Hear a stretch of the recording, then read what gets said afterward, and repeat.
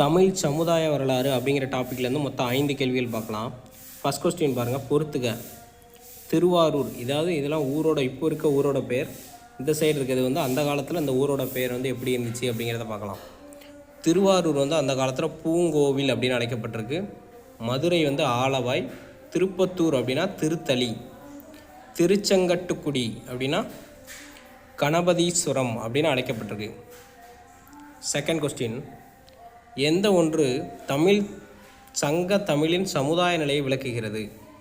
தொல்காப்பியத்தில் உள்ள பொருள் அதிகாரம் தான் அந்த காலத்தில் சமுதாய நிலையை விளக்குகிறது. மூன்றாவது கேள்வி, சேரன் கணைக்கால் இரும்புரையை சோழர் சிறையிலிருந்து மீட்க உதவியாக இருந்த புலவர். ஆன்சர் பார்த்தீங்கன்னா பொய்கையார்.